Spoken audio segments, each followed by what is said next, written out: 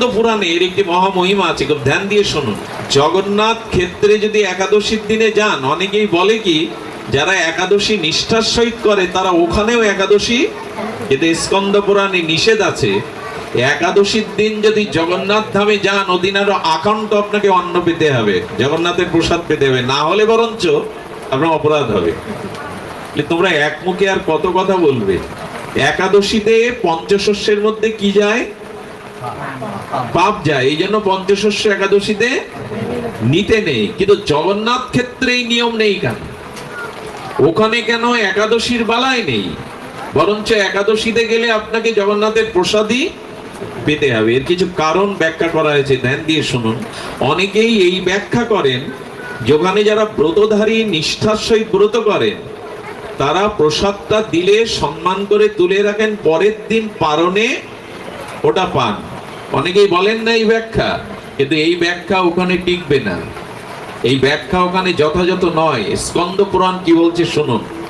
জগন্নাথ ক্ষেত্রে কেন একাদশী ওখানে বিদেহ নয়, তার কারণ হলো একাদশীতে পঞ্চশস্য বা অন্নের মধ্যে পাপ দেবতা প্রবেশ করে, কিন্তু অন্নটা যখন ভগবানের ভোগ হয়ে প্রসাদ হয় তখন ওটাকে অন্নবুদ্ধি করা উচিত কি? প্রসাদ আর গোবিন্দ, প্রসাদে গোবিন্দ, প্রসাদ আর অন্ন এক কি? তাহলে ওটা কি ভেবে নেওয়া হচ্ছে? অন্ন ভেবে কি ভেবে নেওয়া হচ্ছে? প্রসাদ ভেবে। এবং এই যুক্তিও খাটবে না যে আমি পরের দিন পারণে পাবো, প্রসাদটা আপাতত তুলে রাখি। কারণ নিয়ম আছে, ভগবানের নিবেদিত প্রসাদ যখন আপনার সামনে আসবে তার এক কণা যদি আপনি না নিয়ে পরবর্তীর জন্য অপেক্ষা করেন, এটা চরমতম অপরাধের শামিল। প্রসাদ সম্মুখে আসার সাথে সাথে আপনাকে কিছু প্রসাদ অদরে নিতেই হবে, না হলে এটা অপরাধের শামিল। তো ওইখানেই নিয়ম নেই কেন? কয়েকটি কারণ ব্যাখ্যা করেছেন আচার্যরা, শুনুন। জগন্নাথকে অন্নভোগ লাগায় কে? সাক্ষাৎ লক্ষ্মী দেবী। লক্ষ্মী দেবী অন্ন পরিপাক করেন, অন্ন লাগান। স্বয়ং জগৎমাতা লক্ষ্মী দেবীর হাতের অন্ন জগন্নাথকে ভোগ লাগিয়ে প্রসাদ পেলে ওই প্রসাদে পাপ দেবতা থাকে না, বরঞ্চ হাজার হাজার পূর্ণ ভক্তি থাকে, যেটা লক্ষ্মী দেবী নিজে রন্ধন করে ভোগ লাগিয়েছেন। এই জন্য লক্ষ্মী দেবীর পরিপাক দ্বারা জগন্নাথকে নিবেদনের যে প্রসাদ, সে প্রসাদের অন্ন বুদ্ধি বা পঞ্চশস্য বুদ্ধি থাকে না, বরঞ্চ ওই লক্ষ্মী দেবীর নিবেদিত জগন্নাথের প্রসাদ না নিলেই বরঞ্চ আপনার কর্তা ব্যয় হয়ে যাবে। আর ওটা অন্ন নয়, ওটা প্রসাদ। এই বুদ্ধিতে পুরীতে যদি একাদশীর দিনেও পৌঁছান তবু আপনাকে প্রসাদ অবমাননা করা যাবে না। আপনারা শুনলে অবাক হবেন, পুরীর প্রসাদের এত মহিমা। এটাকে প্রসাদ বলে না মহাপ্রসাদ বলে? মহাপ্রসাদ বলে। পুরীর প্রসাদ প্রসাদ নয়। এখনো ঘরে যাদের পুরীর প্রসাদ আছে, একটা অন্নের দানা যদি অন্ন হয় ওটা পচে যাবে না? কিন্তু পুরীর প্রসাদ আজ পর্যন্ত কারোর ঘরে দিব্য গন্ধ হারিয়েছে?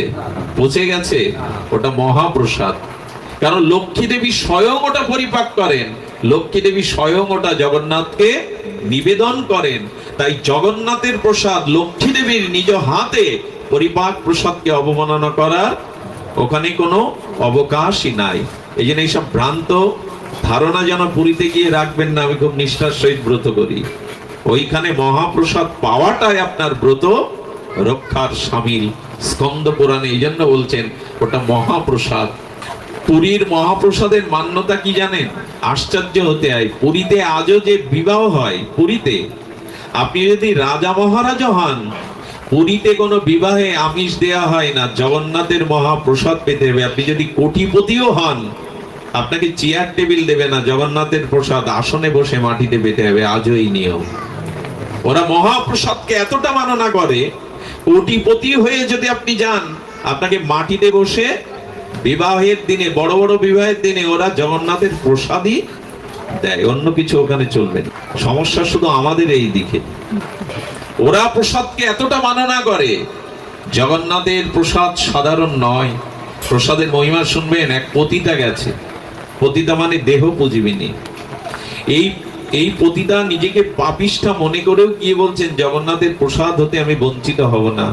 প্রসাদ যখন চেয়েছে, পান্ডারা বলছে পতিতা তাকে গালার ধাক্কা দিয়ে বের করে দিয়েছে। প্রসাদ পাওয়ার যোগ্য নাও তুমি। পড়ে পড়ে কাঁদছে আর বলছে, তুমি না জগন্নাথ, আমিও যদি তোমার সন্তান হই, আমি পতিতা হতে পারি, পাপীয়সী হতে পারি, আমাকে তুমি ফেরাতে পারো না।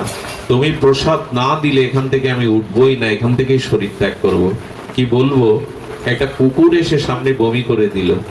আর এই পতিতা মনে করলো, তুমি তো সাক্ষাৎ রূপে আমার কাছে আসতে পারবে না, তাই এই রূপেই প্রসাদ দিয়ে গেলে। প্রসাদটা করজোরে যখন তিনি মুখে দিলেন, জগন্নাথ প্রসন্ন হয়ে আদেশ দিলেন, ওর চুলের খোপাটা আমার মন্দিরের দর্শনার্থীদের জন্য থাকবে, কারণ ওর প্রসাদে এত বিশ্বাস।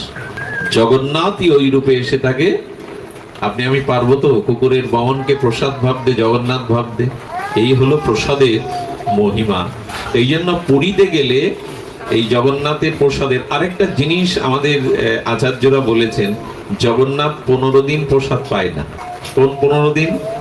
স্নানের পরে, জগন্নাথের স্নান যাত্রার পরে জগন্নাথ অসুস্থ লীলা করেন, ওই কটা দিন জগন্নাথকে প্রসাদ দেয়া হয় না, অন্ন দেয়া হয় না। কেন জানেন? জগন্নাথ বললেন, একাদশীর মতো ব্রত নাই, তাই সারা বছর তো আমিও একাদশী করি না, তোমাদের করতে দেই না, ওই সারা বছরের একাদশী ব্রতটাই 15 দিনে আমি সেরে দিচ্ছি।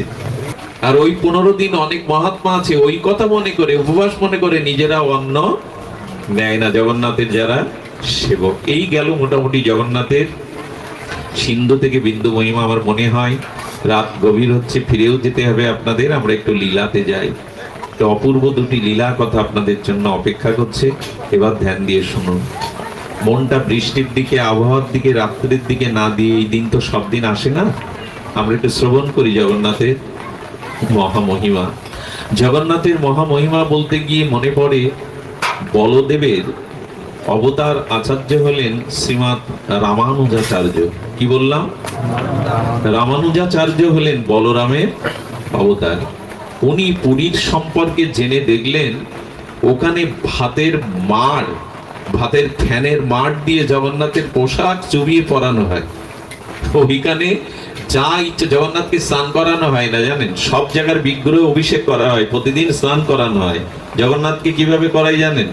জগন্নাথের সামনে একটা আরশি থাকে, দর্পণ, ওই দর্পণে জল ঢেলে ওই প্রতিচ্ছবিতেই স্নান করানো হয়। ওদের কাছে প্রশ্ন করা হলো, পান্ডাদের কাছে, উড়িষ্যাবাসীর কাছে, সব বিগ্রহের অভিষেক করানো হয়, তোমরা জগন্নাথকে চ্যান করাও না কেন? একদিনের চ্যানের ঠেলায় 15 দিন শুয়ে থাকে অসুখ হয়ে, ওকে চ্যান করাবো কি? এটা কিসের সেবা? বিধির সেবা না, অনুরাগের সেবা, ভালোবাসার। আমি আগেই বলেছি, প্রেম নিয়ে যেতে হবে জগন্নাথের কাছে। ওখানে বিধির থেকে প্রেম, যেমন বিধি মার্গের থেকে রাগ ভক্তিটা আরো উচ্চই। বুঝতে পারছেন না? আয়না সামনে রেখে দন্তমাজন করায়, দাঁতটা মাঝে আয়নার মধ্যে জগন্নাথকে দেখে স্নানও করায়। জিজ্ঞাসা করলে বলে, একদিনের স্নানে 15 দিনে জ্বর, তাকে প্রতিদিনে স্নান করে ভোগ শুয়ে রাখ। রামানুজাচার্য আচার্য শ্রেষ্ঠ, চতুর্সম্প্রদায়ের অন্যতম বলরামের অবতার, উনি বললেন এটা চলতে পারে না। সাক্ষাৎ বিগ্রহ জগন্নাথের ওখানে এই সব যা মনে করা হয় তাই ভোগ লাগায়, এখানে কোনো আচার নিয়ম বৈদিক রীতিনীতি নাই। উনি চলে এলেন, পুরীর রাজা গজপতিকে বললেন, আজ থেকে আমি বৈদিক নিয়মে সুচারুরূপে জগন্নাথের সেবা পূজা হবে। ধ্যান দিয়ে শুনুন, অপূর্ব ঘটনা। তো তখন পান্ডারা বলছে, তাহলে এতদিন আমরা আমাদের মনের মতো করি কেন? জগন্নাথকে তারা ভগবান জ্ঞানে না, নিজ জ্ঞানে প্রেমের দৃষ্টিতে সেবা করে, কচু শাকও দেয়, যা যাই। একবার এক বুড়িমা নিমের পাতার রস করে মাটির পাত্রে নিয়ে যাচ্ছেন, বলে এই পদ দাও। বলে, বুড়ি কোথায় যাবে? বলে, আমার ছেলে এই ঘৃত অন্ন পুষ্পান্ন খেতে খেতে ওর পিত্তরোগ হয়ে যাবে, আমাশা হবে, তাই ওকে একটু নিমের রস খাওয়াতে এসছি। বলে, কে তোমার ছেলে? বলে, তোমরা যার সেবক ওই জগন্নাথই আমার ছেলে। পান্ডারা ভাবলে এর মাথা খারাপ হয়ে গেছে, নিমের পাতার রস খাওয়াবে? এই বুড়িও নাছড় বান্দা, এ আমার ছেলে, তোমরা সেবক, আমাকে আমার ছেলের কাছে যেতে যাবে না? জগন্নাথ আমার ছেলে। বুড়িমা যখন শুনছে না, তখন ধাক্কা দিয়ে দিলেন, মাটির ঘরটা পড়ে ভেঙে নিমের পাতার রস ছড়িয়ে পড়লো। জগন্নাথ আর ভোগ নিবেন না। মূল পান্ডাকে বললেন, আমার মা এনেছিল আমার জন্য নিমের পাতার রস, আমার মঙ্গলের কথা ভেবে পেতে দাও নেই, নিমের পাতার রস বুড়িমা আমাকে দেবে, তবে আমি ভোগ স্বীকার করবো। জগন্নাথ এত করুণাদার, সেই দিন থেকে তিতো দেয়া হয় না। আরো শুনবেন তার কৃপা। কর্মাবাই জগন্নাথের একজন ভক্ত ছিল, কি নাম বললাম, এদের নাম নিলেই কল্যাণ হয়। করমাবাই। করমাবাই আমাদের ভক্তমাল চরিত্রে আছে, এক গ্রামের অশিক্ষিতা, শাস্ত্র না জানা এক বুড়িমা। কিন্তু এই বুড়িমার জগন্নাথের প্রতি বাৎসল্য প্রেম ছিল, সন্তান মনে করতেন। তিনি শুনলেন পুরীতে 9টার দিকে ভোগ লাগানো হয়। আমার জগন্নাথ এত পায়, অত ক্ষুধা লাগে, ভোরবেলা কেন, সকালে কেন ওকে কিছু দেয় না? এই মনে করে, ওই ভাবনাতে উনি সকালে উঠে বাসি কাপড়ে স্নান না করে খিচুড়ি রান্না করে। খিচুড়ি রান্না করে ডাকে, জগন্নাথ আয়, কখন তোকে খেতে দেবে, এতক্ষণ না খেয়ে থাকবি? ঠিক মা যেমন সন্তানকে ঘুম থেকে তুলেই খাওয়ানোর জন্য ব্যস্ত হয়, উনিও সন্তান মনে করে ওইভাবে আকুল ভাবে ডাকেন। কি বলবো আপনাদের, এত করুণা কলিযুগে জগন্নাথের। উনি এসে সাক্ষাৎ করমাবাইয়ের কাছ থেকে খিচুড়ি পেতেন, সাক্ষাৎ পেতেন। ওই এসে যেদিন দেরি হতো রান্না করতে, তখন উনি বলতেন, তাড়াতাড়ি করো মা, তাড়াতাড়ি করো মা, এই থেকে নাম হয় করমা। তাড়াতাড়ি করমা এই বলতে গিয়ে ওনার নাম হয় করমা। একদিন এক সাধু এসে দেখছেন উনি জগন্নাথের ভোগ লাগান, অথচ বাসি কাপড়ে, তিলক না মালা না, ওইভাবে রান্না করে ওই কাপড়েই দেন। বলে, ও বুড়ি, তোমারই ভোগ জগন্নাথ, ওনার চোখ তো আর নাই, উনি দেখবেন জগন্নাথ পেয়ে যাচ্ছে, বাৎসল্য সন্তান গালি। বলে, বুড়ি ভুল হচ্ছে তোমার, আরে শাস্ত্র না মানলে ভগবান সেবা নেয় না। শাস্ত্র মানো, স্নান করো, তিলক মালা আহ্নিক করে তবে ভগবানের ভোগ রান্না করতে হয়। বুড়িমা তো শাস্ত্র জানে না, শ্রদ্ধা আছে, ভয়ে ভয়ে পরের দিন সকালে ওই করতে গেছে। জগন্নাথ দাঁড়িয়ে থেকে বারবার বলছে, তাড়াতাড়ি করো না মা, তাড়াতাড়ি করো, 9টা বেজে যাচ্ছে, মন্দিরের দুয়ার খুলবে। জগন্নাথ সেদিন আর প্রসাদ, কি বলবো আপনাদের, জগন্নাথ পান্ডাকে দিয়ে পাঠাচ্ছেন, ওই সাধুর কাছে যাও, গিয়ে জিজ্ঞাসা করো তো, কোলের সন্তানকে মা খাওয়াতে গেলে তার স্নানমালা তিলক নিতে হয় কিনা, আহ্নিক করতে হয় কিনা। ওকে বলে দাও, সব জায়গার জন্য সব নিয়ম না, ওকে বলে দাও, ওকে আমার মা, আমাকেও বাৎসল্য জ্ঞানে ভালোবাসে, এই জন্য ওই নিয়ম এখানে। সাধুকে যখন পান্ডা বলল, জিহ্বা কেটে বারবার ক্ষমা চাইতে লাগলো, মা ভুল করেছি, তুই যে রাজ্যের ভালোবাসা দিয়ে জগন্নাথকে ভালোবেসেছিস, ওখানে আমি কল্পনাতেও পৌঁছাতে ক্ষমা করে দেবা। এর কিছুদিন পর জগন্নাথের নিত্যলীলায় করমাবা প্রস্থান করলো। যখন দেহ রাখলো, কি বলবো, সেদিন জগন্নাথের মন্দির খুলে দেখলো জগন্নাথ কাঁদছে, তার চোখ দিয়ে প্রেমস্ত্র গড়িয়ে পড়ছে। এই সত্য সংবাদ শুনুন।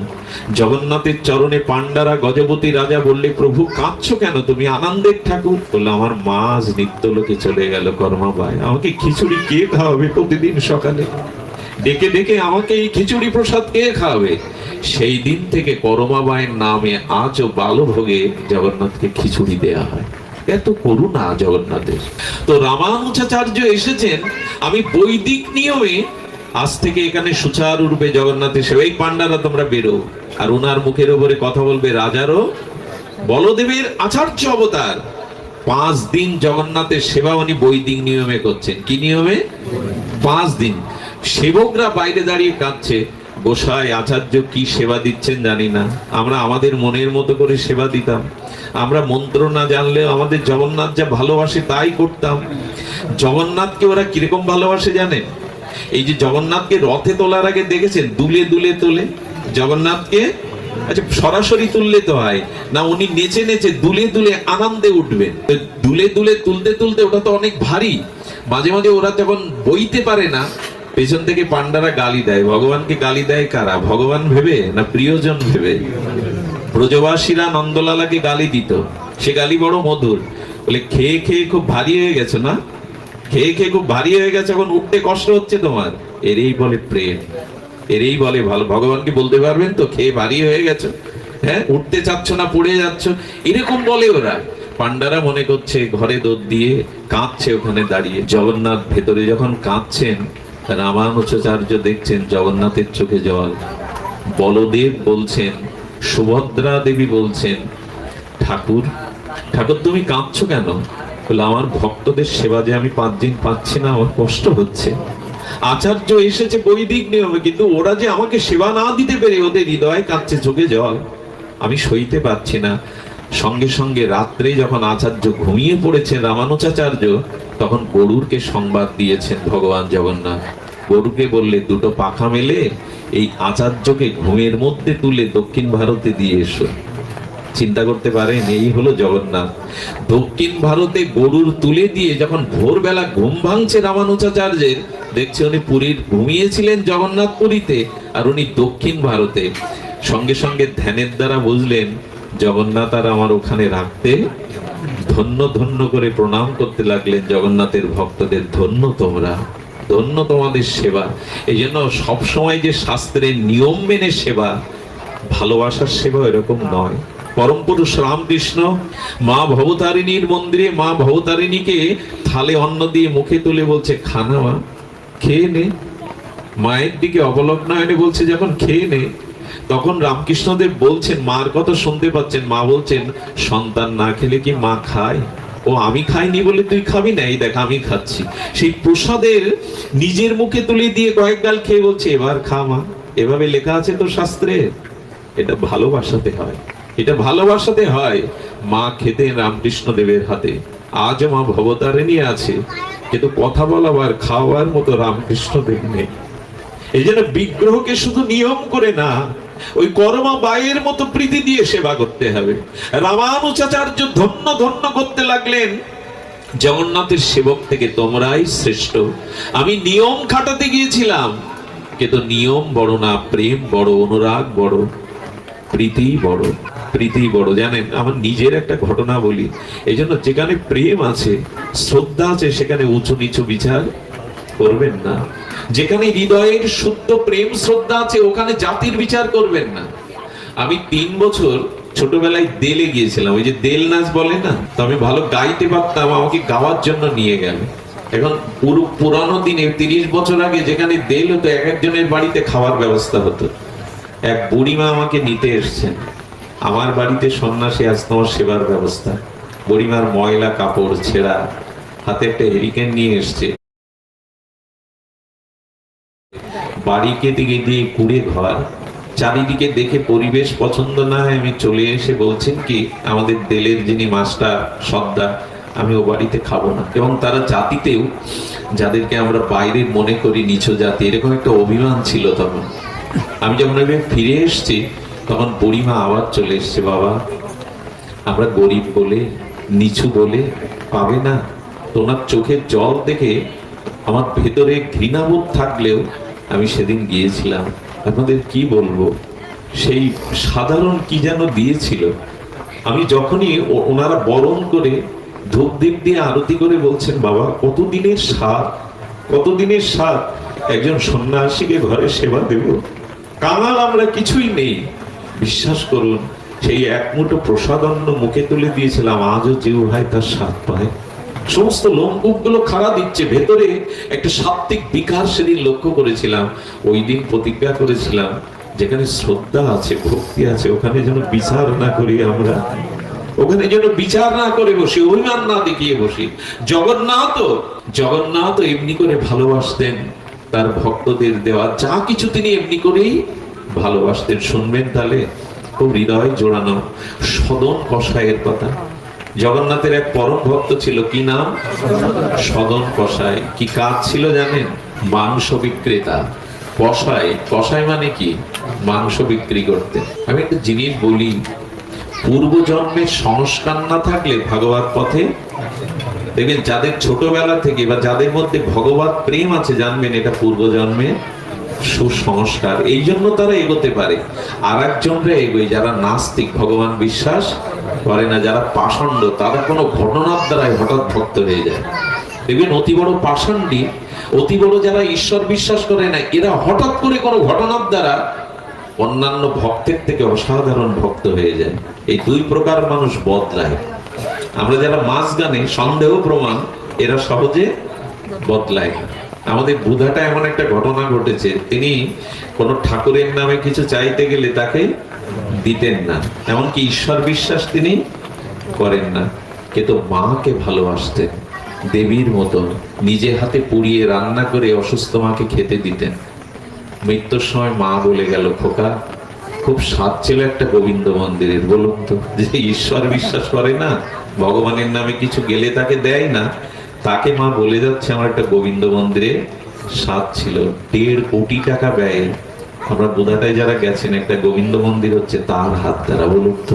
ভগবান কাকে কখন কি পরিবর্তন করার, এটা আমাদের এই জন্য পূর্বজন্মের শুভ সংস্কার থাকলে মানুষ বদলায়, তার ভিতরে জেগে ওঠে ভগবত মুখিতা, ভজন জেগে ওঠে।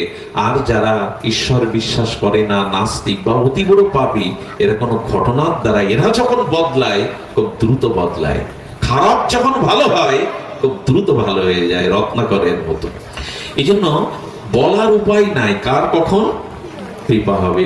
এই জন্য পূর্বের বিবেচনা করে বর্তমান বিবেচনা করবেন না, এই মাসটা পূর্বে এই করেছে, এখন যদি সে ভগবত চরণে সমর্পণ করে তাকে পূর্বের বিচার করবেন না। এটা হলো ভাগবত রীতি।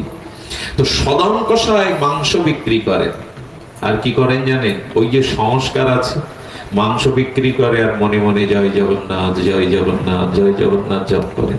আমার মনে হয় আপনি যে কর্মই করুন, সেখান থেকে যদি হৃদয়ে ভগবানকে বসাতে পারেন, হৃদয়ে যদি তাকে ডাকতে পারেন, ওটাই শ্রেষ্ঠ ভজন। কর্মের মধ্যে দিয়ে যারা নিত্য নিরন্তর ভগবানকে, অন্তর্যামীকে হৃদয়ে স্মরণ করে, সদন কষায় ওই জগন্নাথ জগন্নাথ বলেন। ঘটনাক্রমে কি ঘটেছিল জানেন? খুব অদ্ভুত জগন্নাথের এই ভক্তের ঘটনা লীলা, আজকের দিনে বলবার অভিশাপ। ওনার কাছে একটা নারায়ণ শিলা এসে গিয়েছিল কোনো কারণে, কেউ ওটা দিয়েছে, আর ও কি করেছে, নারায়ণ শিলা তো জানে না, ওটা নারায়ণ শিলা, প্রসিদ্ধ সুদর্শন চক্র চিহ্নিত নারায়ণ শিলা ও মাংস বিক্রির বাটকারার কাজে লাগায় না জেনে। ওই যে আগেকার দিনে বাটকারা ছিল না, তো বাটকারা 1 কেজি বাটকারা মাংস বিক্রি করে, এবং ওটার প্রতি ওর একটা স্বাভাবিক আকর্ষণটা মুছে নেয়, ওইটা হাতে নিয়ে দেখে, মাঝে মাঝে জগন্নাথ জগন্নাথ বলতে বলতে 2-1টা প্রেমারশ্রু ওর উপরে পড়ে। এখন এইভাবে বহুদিন ধরে মাংস বিক্রি করছে, শিলা বিগ্রহ। এক ব্রাহ্মণ কোনো কারণে ওই পথ দিয়ে যাচ্ছিল, নারায়ণ চক্র শিলাটা দেখে উনি মানে নাকে কাপড় গুজে যাচ্ছেন, মাংস বিক্রি করছে ব্রাহ্মণ উপবিধারী। হঠাৎ করে ওনার চোখ গেছে ওই দিকে, গিয়ে দেখে আরে এ তো নারায়ণ শিলা। কিছু দূর চলে গিয়ে বলছেন এই গন্ধ তো নিতে পারবো না, স্নান করতে হবে। কিন্তু শিলা দেখে ফিরে এসে বলছে, বাবু তোমার এই বাটকারাটা আমায় দেবে? উনি যদি শিলা মনে করতেন কি বাটকারার কাজে লাগাতেন, উনি জানেন ব্রাহ্মণ বুদ্ধিমান, বলে তোমার ওই বাটকারাটা আমায় দেবে? বলে আপনি ব্রাহ্মণ, আমার দোকান পর্যন্ত এসে দর্শন দিয়েছেন, এটাই তোমার ভাগ্য, এটা আপনি নিয়ে নেন। যেই দিয়েছে ওনার মনের মধ্যে একটা শূন্যতা, ব্যথা কাজ করছে, কিছুই ভালো লাগছে না। এদিকে ব্রাহ্মণ গিয়ে কি করেছে জানেন? তাকে পঞ্চামৃত দিয়ে অভিষেক করে, গঙ্গা জল দিয়ে ধুয়ে, আর সমস্ত আদি ক্রিয়াকর্ম, বৈদিক কর্মকাণ্ড করে আসনে বসিয়েছেন। আসনে বসলে মধ্যরাত্রে স্বপ্নেতে বলছেন, নারায়ণ শিলা আমাকে ওর কাছে দিয়ে আমার এখানে ভালো লাগছে না। স্বপ্নে বলছেন, তো উনি মনে করছেন স্বপ্নেতে। সকালে উঠে দেখে নারায়ণ শিলাতে ভিজে জল, কাঁদছেন, আমার এখানে ভালো লাগছে না। প্রশ্ন করছেন, আমি সৎ ব্রাহ্মণ, আমি বৈদিক মন্ত্র দ্বারা তোমাকে অভিষেক করিয়ে সুচারুরূপে আসনে রেখে তোমায় পূজা দিচ্ছে, মাংস বিক্রেতার কাছে যেতে তোমার ইচ্ছা কেন? বলে জানো, মাংস বিক্রি করে ঠিকই, কিন্তু অন্তরে জগন্নাথ জয় জগন্নাথ সর্বদা জপ করতে থাকে। আমি হৃদয়ে থেকে ওর প্রেম মাখা নামটা আমার বড় ভালো লাগে। ও আমাকে মাঝে মাঝে হাতে তুলে নেয়, ওর প্রেমাশ্রু মাঝে মাঝে বিন্দু হয়ে পড়ে। আমার এখানে ভালো লাগছে না, কষ্ট হচ্ছে, যাও ওখানেই দিয়ে এসো, জয় জগন্নাথ, ওইখানেই দিয়ে এসো। এই হলো ভক্তের ভগবান।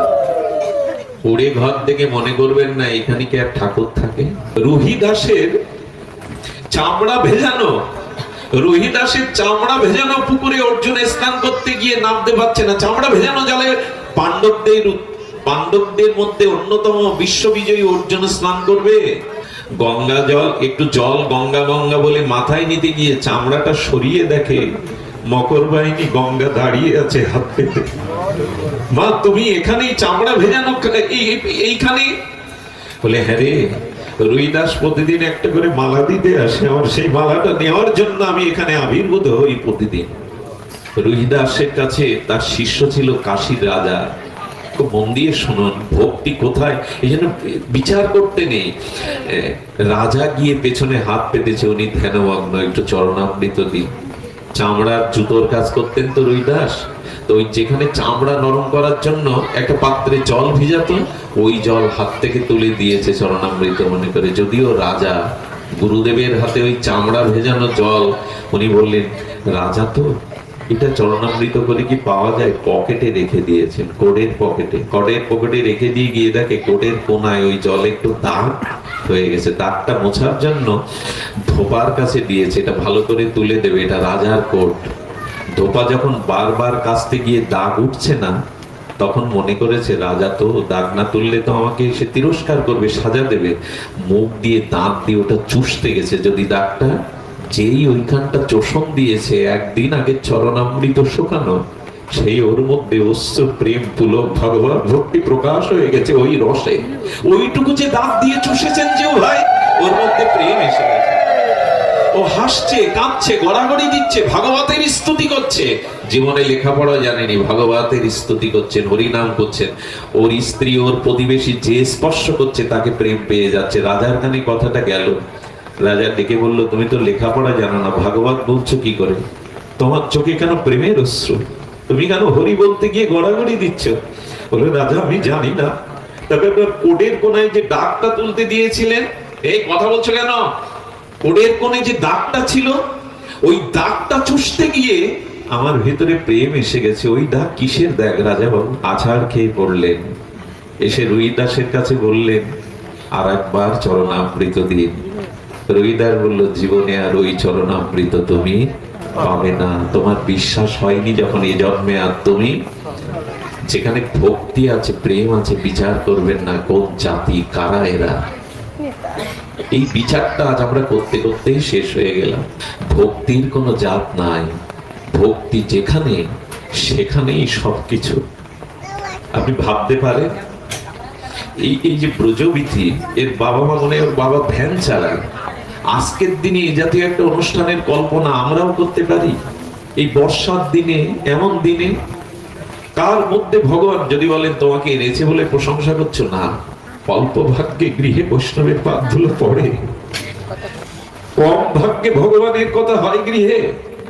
কত ধনী মানি আছেন, কত পদমর্যাদাশীল ব্যক্তি, তার গৃহে আপনাদের পাদ ধুলো পড়ে, হরি কথা হয়, জগন্নাথ কথা হয়।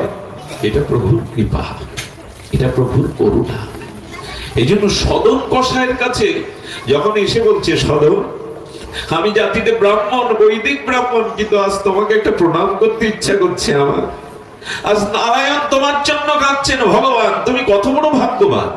যেই বলেছেন এটা নারায়ণ শিলা আমি মাংস বিক্রি করতাম, বুকে জড়িয়ে ধরে কেঁদে বললেন, ঠাকুর অনেক অপরাধ হয়ে গেছে, অনেক তোমাকে দিয়ে আমি বাটকারা সাজিয়েছি, এই কাজ আমি করব না।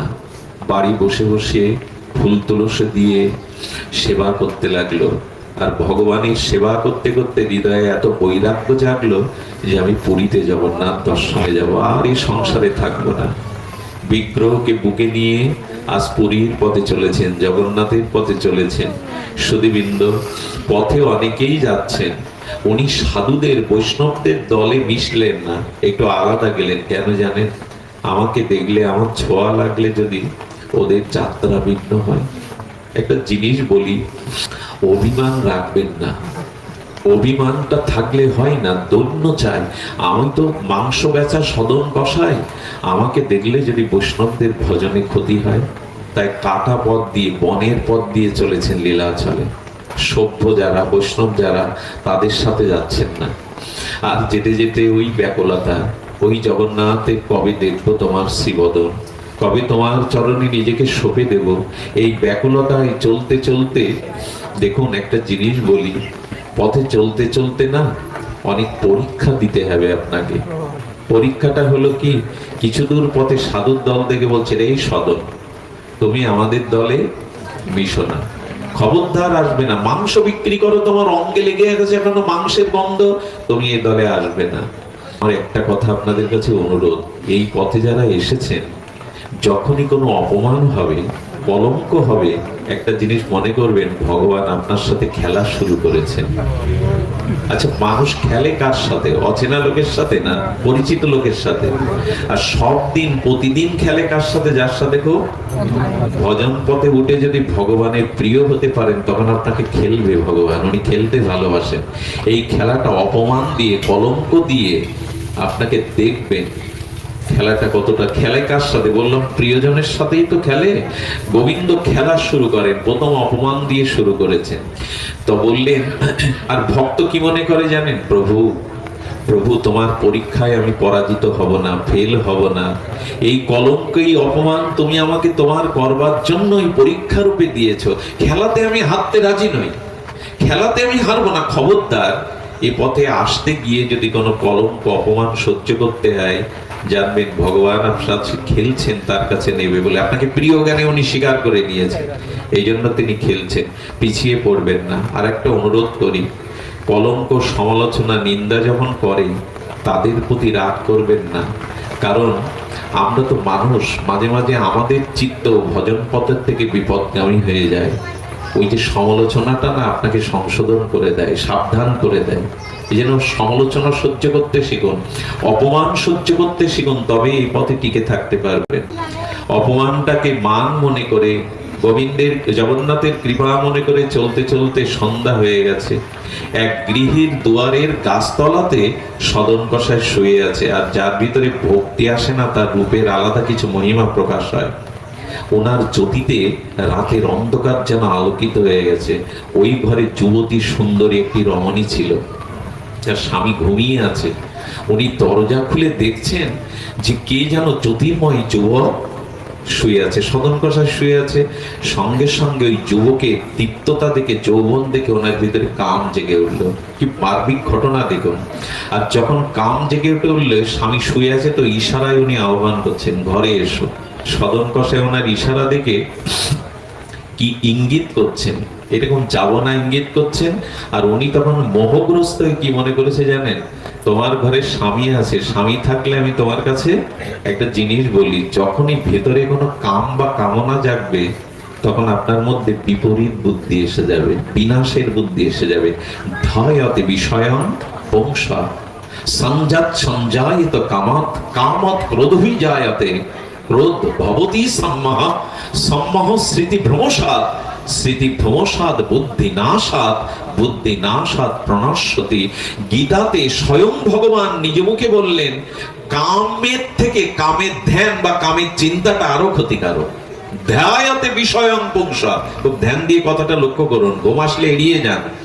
যখনই কোনো কামের চিন্তা আপনার মধ্যে আসবে, কামনার চিন্তা, ওই কামনাটা পরিপূরণের থেকে ক্ষতি হলো ওই চিন্তাটা। যখনই কোনো ভোগের বাসনা আপনার মধ্যে ধ্যান হবে, চিন্তা হবে, জানবেন ওটা ভোগের থেকে আরো ক্ষতি করবে আপনার। কারণ যে বিষয়ে আপনার কামনা জাগবে, সঙ্গে সঙ্গে বাসনার উৎপত্তি হবে, সেই সঙ্গ পাওয়ার লালসা জাগবে। এই জন্য সমূলে আগে উঠলেই ওটা নাশ করুন। যখনই অবৈধ কোনো অশাস্ত্রীয় কামনা জাগবে, ওটা ওই মুহূর্তে যদি নামের দ্বারা, বিবেকের দ্বারা নাশ না করতে পারেন, ওই ধ্যানই আপনার ক্ষতির কারণ হয়ে যাবে। ধ্যায়াতে বিষয়, বিষয়ের ধ্যান হলো তো সঞ্জায়তে, তখনই ওই বস্তুর সাথে সঙ্গের ইচ্ছা জাগবে, বাসনা প্রবল হবে। আর যখন বাসনা প্রবল হবে, আর বাসনা পূর্ণ হলে আরো লোভ বেশি যাবে। আর যদি বাসনা প্রাপ্তিতে বাধা হয়, তখন ক্রোধ আসবে। আর যখন ক্রোধ আসবে, তখন বুদ্ধি ভ্রম হয়ে যাবে। বুদ্ধি ভ্রম হলে বুদ্ধি নাশ হবে, আর যার বুদ্ধি নাশ হয় তার পতন হয়। এটা ভগবান বলেছেন গীতাতে।